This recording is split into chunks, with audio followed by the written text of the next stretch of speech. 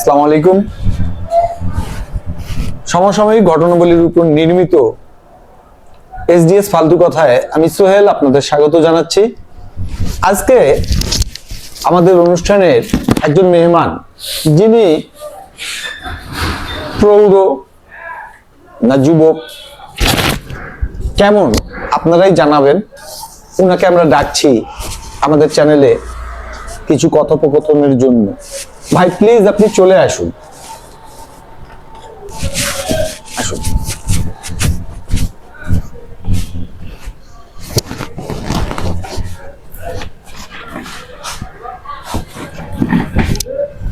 আসসালামু আলাইকুম।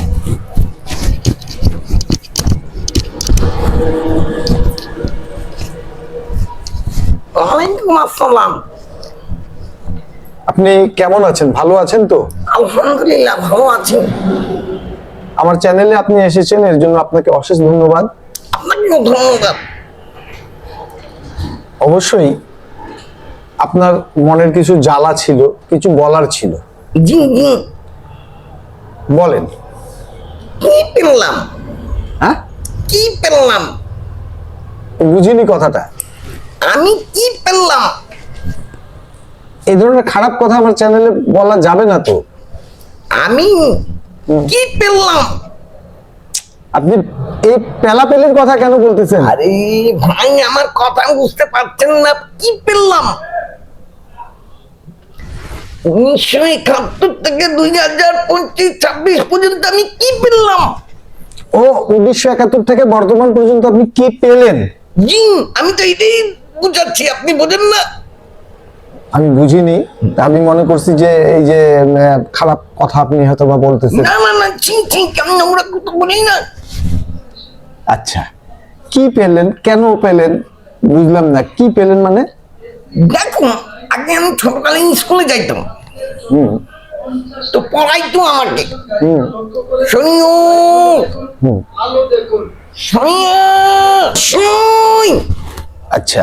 দুগাই হুম এক দুই তিন চার হ্যাঁ, এই নামতা পড়তেছেন কেন? পাঁচ ছয় সাত আট নয় 10 একে শূন্য 10 এক 10 এক 11 এক 2 2 12 12 এক 2 3 13 এক 2 4 14 তাই না?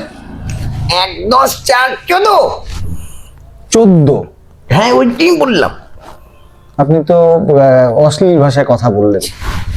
না, আমি কখনোই খারাপ কথা বলি না, অশ্লীল কথা আমি কখনোই বলি না।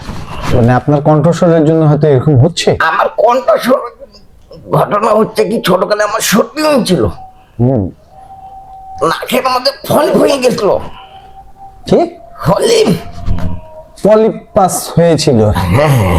আচ্ছা তারপর থেকে আমি কথা বলে এখানে কথা আসে আর কোনোটা নেই। আচ্ছা, তারপরে 14 পরে তো 15 হয়। আমি অতদূর পর্যন্ত যাইনি। তারপর তো যুদ্ধ লাগলো। হুম 71 সাল। হুম দুম, দুম, দুম। হুম হুম ভিতর ছটফট ছটফট ভয় ভয় ভয়। চুপ করো। ছোট ছোট ভাই বোন, হুম ছোট ছোট ভাই বোন, ছোট ছোট ভাই বোনদেরকে নিয়ে আপনি তাদেরকে এখন আমি লেখাপড়া কমাইলাম। হুম কি বললাম? কি পেলেন? আচ্ছা, পোলাগ্রামের তাদের উপকার করছেন। তারপর হচ্ছে তাদেরকে স্বয়ংসম্পূর্ণ করলাম। আচ্ছা, কি বললাম? তারা স্বয়ং নিজের পায়ে দাঁড়াইছে। এখন আমাকে বলে, এখন আমাকে বলে গান লাগতো ভেঙে হয়ে যাবে। গাড়ি লাথি মেরে বের করে দিবে। হ্যাঁ, আচ্ছা, তারপর ওই কারণে বললাম কি বললাম। তাদেরকে বড় করছে, মানুষ করছেন। অবশ্যই আপনার কোনো সমস্যা আছে, যে সমস্যার জন্য তারা এই ধরনের কথা বলছে। না, আমার কাছে টাকা নেই। আপনার কাছে টাকা নাই? একজন ডাক্তার, একজন ইঞ্জিনিয়ার, হুম। একজনকে বড় ধরনের অধ্যাপক বানিয়েছি। এটা আমার অপরাধ? না, অপরাধ তো না। তারা আমাকে দেখবে না? হ্যাঁ, অবশ্যই দেখবে। কেন দেখবে না? এখন আমাকে বের করে দিচ্ছে বাসা থেকে। তো এমন কিছু করছেন যার ফলে বের করে না, দিচ্ছে? আমি কিছু করি নাই। তো এরকম যদি আপনি তাদেরকে ছোট থেকে বড় করলেন, ডাক্তার, ইঞ্জিনিয়ার, প্রফেসর, অধ্যাপক, হ্যান বানালেন, তারপরেও আপনাকে দেখতেছে না, না। রহস্য কিছু আছে। কোনো রহস্য নাই ভাই। কি বলবো? আপনি কাঁদতেছেন কেন? আপনি কাঁদিয়েন না। আমি আমি আবেগ। আচ্ছা, আবেগে এক বালতি পানি জমা করছিলাম।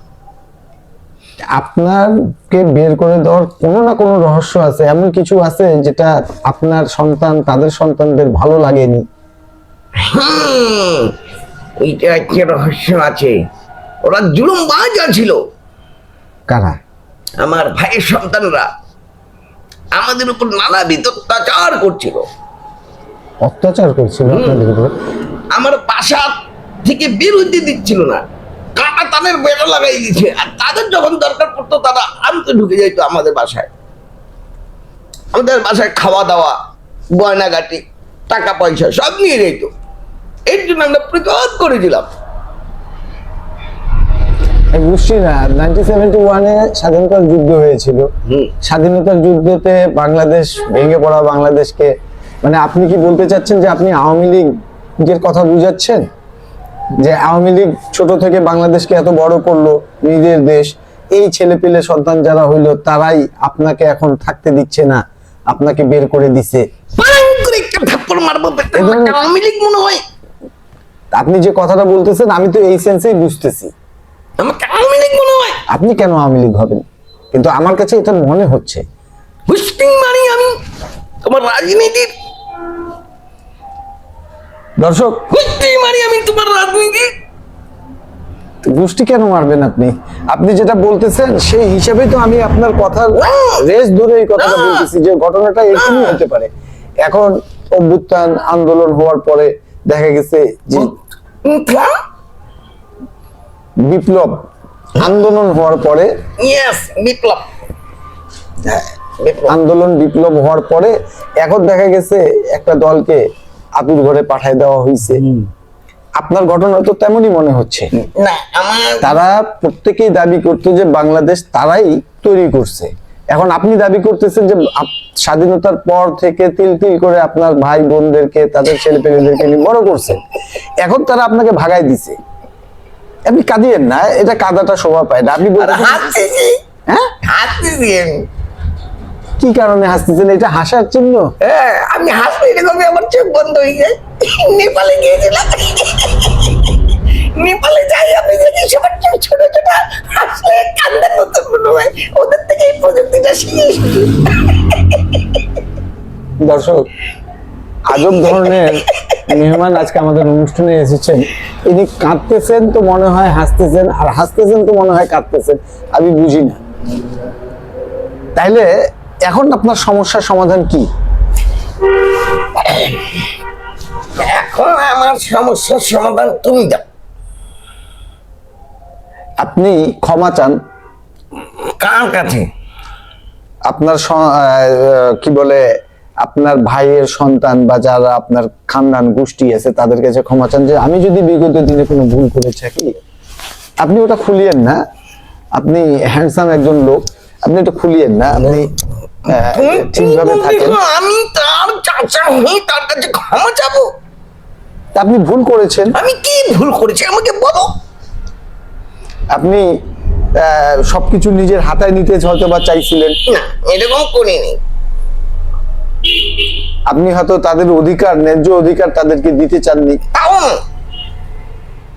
তাহলে আপনি যদি এটা না করেন তাহলে তো তারা তো আপনাকে তাড়াবে না। আপনি নির্যাতন তাদের উপর করেছেন, পড়ালেখা করে বড় করছেন, তারপরে নির্যাতন করেছেন যে তুমি আমাদেরকে নেও দাও। কথা বুঝতে পারছোই না তুমি। আমি কি বলবো? এটা কি আমি চিহ্ন ধরে নিব? হাসতেছেন? না, কাঁদতেছি না। দর্শক, এটা কি হাসতেছেন? কাঁদতেছি। পানি দেখতেছো না চোখে? দর্শক, ইনাকে নিয়ে কথা বলাটা আমার একটু বেগ পাইতে হচ্ছে। আজকের মতো এইখানে, আপনার সমাধান আমার মতো লোক দিতে পারবে না। কিন্তু